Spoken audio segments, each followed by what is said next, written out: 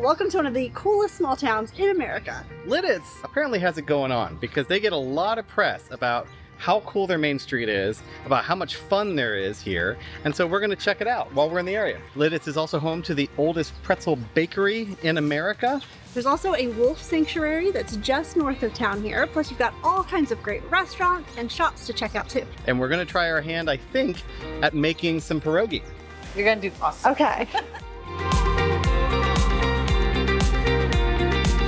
The charming small town of Lititz, Pennsylvania is located in Lancaster County, about 75 miles west of Philadelphia and 80 miles north of Baltimore. Founded in 1756, there's plenty of history to be found, along with all those superlatives. Lititz was the first place in Pennsylvania to establish a historic district, preserving the architecture and history along these streets.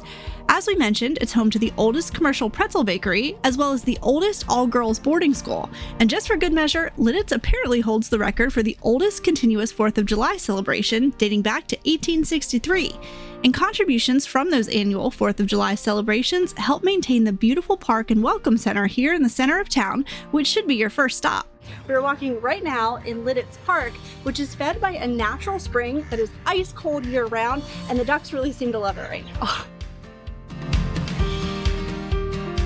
Well, this is why you should always read plaques and signs when you're at museums or parks or things like that, because you learn really interesting information. I saw the statue of a lion up here. I was like, okay, what is the story behind that? Because it's probably a cool one. So Julius, who was one of the original inhabitants of this town, wanted to carve a lion's head here at the head of the spring, and he was modeling it after, I guess, a lion that's in Lucerne, Switzerland. And he originally planned to do like this whole elaborate thing, the whole body of the lion, abandoned his plans because the rock was just too hard. So he stuck to just the head. Well, one day in 2005, they discovered that somebody had totally defaced it. So there was an entire lion's head restoration committee that was formed to try and restore or figure out what they could do. And it was ultimately determined that it was just beyond repair. They could not fix the original lion's head. So they decided to erect a full lion statue here because that was Julius's original hope. And it sits right above the original lion's head. Lititz might also be one of the most delicious places we visited in our 6 years of traveling. This definitely wasn't on purpose, but the entire next section of this video is food related. So here's your warning if you're watching on an empty stomach. Here in Lititz, you have to come to a very historical place. It was the first commercial pretzel bakery in America. I'd like to welcome you to Julius Sturgis Pretzel Bakery. My name is John and I'm going to be your tour guide today. Now today we're going to talk about one of my favorite things, pretzels.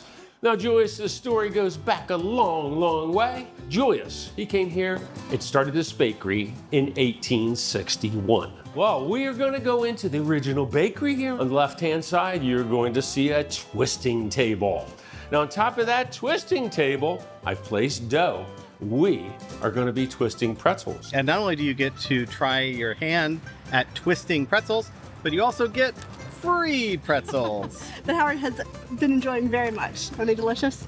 They're really, really good. I know, you only have a couple left in there. Yeah, it's so cool. I learned so much about the formation of a pretzel and how much meaning the twists and all of the circles and everything have. The hard pretzel, it started right here in 1861. But what year do you think the soft pretzel started? It's considered to be the world's oldest snack food. What year do you think the first soft pretzel? Anybody have a guess? 1500, it was way before, it was done in the year 610. There's an awful lot of differences than if you lived back in 610. Children prayed by touching their shoulders. Now they believed that your prayers came from your heart. Your prayers went into your arms, your prayers went up to heaven. That crossing is what he wanted to put into a pretzel. Hopefully if you got a pretzel, you might remember that. Let's do step number 1. First thing I want you to do is come to the top, pick up your 2 top ends. All you need to do is to cross them over. About 1.5 inches or so from the top, it should make something that looks like a fish. Let's do step number 2. You guys doing great. Number 2, you come to the top, take the 2 top ends and just twist it. It's gonna put a knot in that pretzel. Now that knot, it represents holy matrimony. Now did you know the pretzel? It was used for thousands of years in early wedding ceremonies. The bride and groom would break a pretzel, hopefully to have a successful and a happy marriage. Today, in more modern marriages, you often hear people going to the wedding and saying the couple who's getting married is tying the knot. If you've ever heard that expression, it definitely comes to the pretzel. If you look down, you'll see the knot that's in your pretzel. The last step you're going to do is come to the top. You take your two top ends. All you need to do is pull it towards you, bring it down to what would be about 5 and 7 on the clock, push it down. You'll have a gorgeous pretzel. Those have to represent with 3 open areas, the Holy Trinity, God the Father, Holy Spirit. You guys are doing so well. I'm going to award you each an official Pretzel Twister diploma because you have each graduated my pretzel twisting school. The story of how the hard pretzel came to be is a bit of an accident. 15-year-old Julius Sturgis was working for a local bakery here in Lititz when he accidentally left soft pretzels in the oven too long. They were burnt to a crisp, but he thought they were pretty tasty, so he asked his boss to consider making and selling them. He was furious. Basically, no 15-year-old boy is going to tell me what to do. You get back to work. That's what Julius did. Now, for the next 11 years, Julius became an outstanding baker. We know during that time he came up with a recipe or formula to make a hard pretzel. When Julius was 26, Julius did go back one more time and he said to him, "Sir, please, let's make these pretzels." Mr. Ralph said, "Absolutely not. Nobody anywhere in the whole world is going to want to buy and spend money to buy an old burnt pretzel." Well, Julius got mad. He was so frustrated, he said, "That's it, I quit." He got up, he walked down the street, just happened to see our little 2-bedroom house for sale. He and his wife purchased it, making this the very first commercial hard pretzel bakery in the United States. Today, the pretzel business is still family-owned and operated by Julius's great-grandson, Tom Sturgis, and his son, Bruce. The factory, which now operates out of a suburb of nearby Reading, produces more than a dozen different varieties of pretzels. Now, the tour is $5.50 for adults, $5 if you're a senior or military, but you do get free pretzels. So that's got to be worth something. Definitely is. And it's only 25 minutes long, so you can pop in, learn all about the history of pretzels here in Lititz, and then continue on your day. So, Caitlin, who do you think made a better pretzel? Oh, I want everybody to vote because I'm a little biased. I thought my pretzel was pretty good. I thought my pretzel was chunkier, and therefore some people might like that. I will also give Howard some credit because he was holding both cameras and trying to film, which I feel like maybe you should win because you're holding cameras and then trying to like roll a pretzel. Thank you. You're welcome. We were told that while we were in town, we had to try a tomato pie from the adorable Tomato Pie Cafe. Now, there's a bit of a controversy when it comes to the different styles of tomato pie. And to be clear, it is not pizza. The one we had was delicious, fresh tomatoes and herbs baked into a homemade pie shell and topped with cheese. It's a unique experience, and even Howard, who doesn't love tomatoes, enjoyed it. We also had curry chicken salad and some coffee to refuel. This is a great spot to grab a local favorite. I have a little bit of a thing for local olive oil when we're traveling, so I picked some up in Temecula, California. I got some in St. Augustine, and we're just about out. And there is an olive oil shop here in town called Olio, and everybody we've talked to says we have to go there and do the samples, so that's where we're heading next. They have over 100 oils and balsamic vinegars. I'm very excited. So, Caitlin, Yeah. what are you going to try first? I don't know. Ooh, extra virgin olive oil with black truffle. That's what I'm starting with. Oh my gosh, I'm so excited. Oh my gosh, it's so good. The truffles? Okay, we have to get that. Already? Okay, I stocked up. I got a lemon olive oil, a garlic olive oil, and a black truffle balsamic. And I'm so excited. That was awesome. As we've been walking around town, we started noticing all of these signs on local businesses that say like, "Good luck, Barry, we'll miss you, Barry." And so we're like, who is Barry? And we found one that indicated he is the postman for this area. And then we were inside the pretzel company and we got to meet Barry. He was delivering his mail for the very last time. He is retiring. And I just think that is so cool, like the impact that he must have had on this community for almost every local business to put a well wishes sign up for Barry. So congratulations on your retirement, Barry. Very cool. If you're a chocolate lover like me, a stop at Wilber Chocolate is a must. They are known for their Wilber buds dating back to the late 1800s. and one of the original factories was right here in Lititz. It continued operating up until 2016, when production was moved elsewhere in Lititz and across the country. Today, you can still visit their retail shop, which is right across the street from the original factory building. And if chocolate wasn't enough, we also stumbled upon a delicious homemade ice cream shop right next door. Oh, I'm so excited. We got an ice cream flight. The one I'm most excited about is probably the Taste of Lititz, because that incorporates some of the local businesses here. We've got the Buds from Wilber's Chocolate, and then we have Pretzels from the Julius Sturgis Pretzel Bakery. And as we've gone into different businesses, it is so cool to see how they're all supporting each other. Like, you'll see some of the Wilber chocolates or some of the pretzels in other businesses and other shops. I love local supporting local. All right. Okay, now is the moment of truth. This is a Taste of Lititz. Oh my gosh. Oh wow.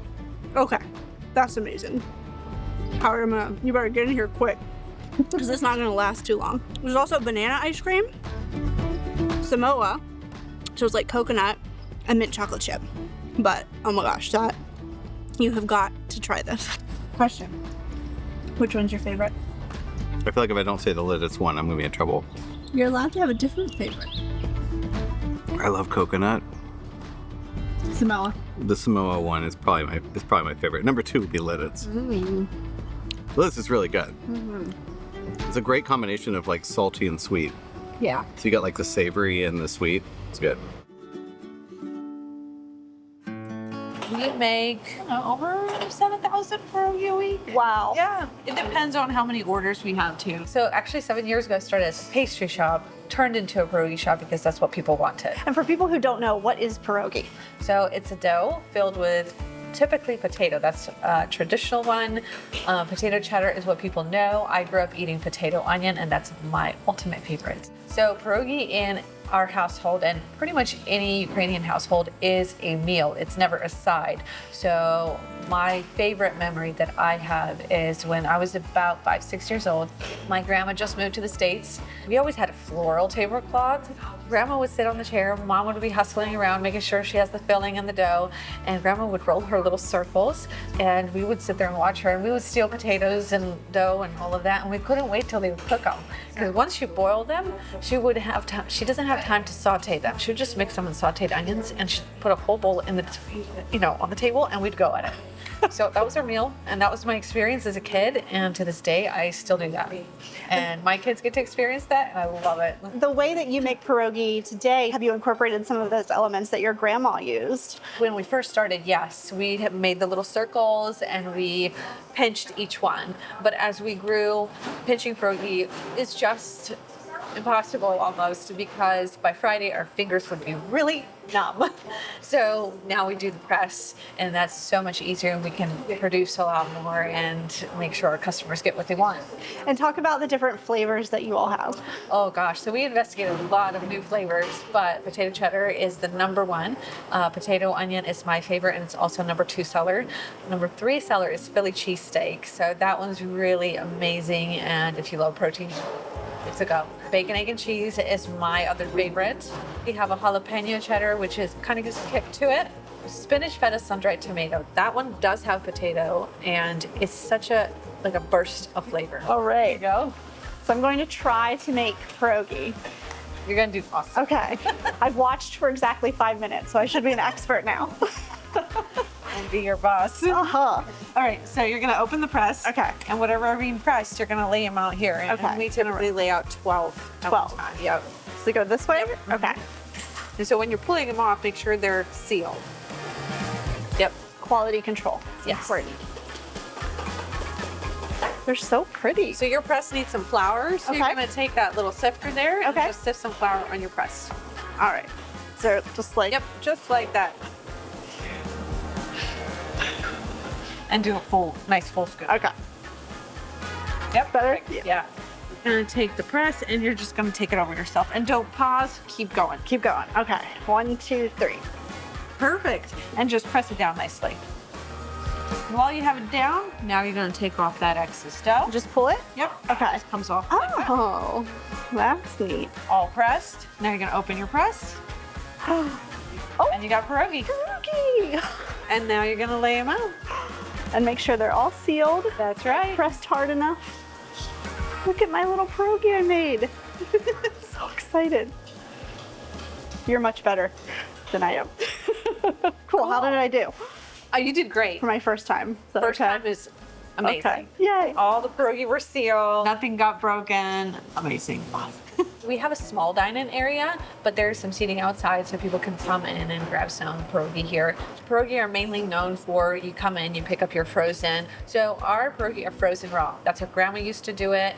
That's how we do it. And the next thing is boil them first and boil them straight from the freezer.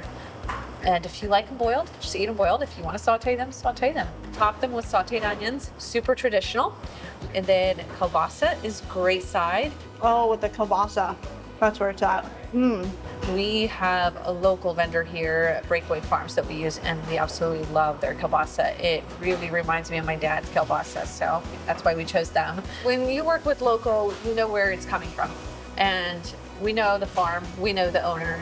We're supporting local, another small business. That's important to us. Same thing with our trout. We know where it's coming from. We know where she's sourcing the ingredients. So that's what we focus on, and that's what we want to bring in as well.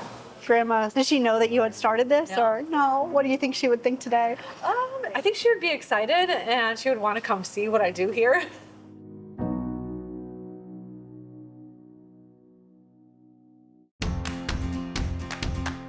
Animals that come here are very lucky because they get to live the rest of their life out. They don't go anywhere after this in a nice spacious enclosure with proper diet and medical care and with a companion, which is the most important part. The sanctuary itself was founded in 1980 by Bill and Barbara Darlington for their love of wolves and wolf dogs. They had wolves and wolf dogs at the time that ownership laws changed in the state of Pennsylvania, so they acquired all the necessary housing and permits to keep their wolves and wolf dogs. And over time, other people reached out trying to rehome their animals that they couldn't keep anymore, and the sanctuary kind of grew from there. The founder's daughter came back in the early 2000s to take over the sanctuary. So none of our wolves on the property were born here. They come here in many different situations. Not all of them are bad. There are responsible owners out there that are just in a state where it's illegal. But in general, the majority of cases are people that are owning wolves and wolf dogs illegally or buy them in as puppies, and then they grow up and then they're an exotic animal in their house that is destructive and a little aggressive, and they're just not capable of handling it anymore. Well, what a hidden gem here, just a little bit north of Lititz. I know when I was doing my research and I saw that there was a wolf sanctuary here and that they give tours, I was like, we have to go, because it's just so amazing and fascinating to see the work that they're doing and helping these wolves live out their lives in a safe environment with amazing vet care. And they also have companionship, because that was a big thing that we kept seeing over and over, is that they are happier, they are healthier if they're able to have kind of a little mini pack, you know. I mean, they're not mates. It's not a situation from a breeding perspective. It's just for companionship. It's just to be able to have that experience with another wolf. Wolves are very social animals, so without another animal to socialize with, they can get pretty depressed. And how fascinating that it takes a lot of time and practice and seeing what personalities work together and not. Like, that is commitment to be able to find them that, you know, lifelong partner. You all get really excited when you get that match and you're like, this is working. Yes, because sometimes it is a long, long journey. They do different types of events throughout the year. All of the proceeds from the tours go right back here to the sanctuary and any of the events that they are doing. And so that is really cool too, that you know when you're coming to visit here, you're actually making a difference in the lives of the wolves that are on property. The tour program is our main source of funding. And when it comes to giving tours here and having the public come visit, we're always respectful of the animal itself, because we have 51 wolves here and we have 51 very different personalities and histories.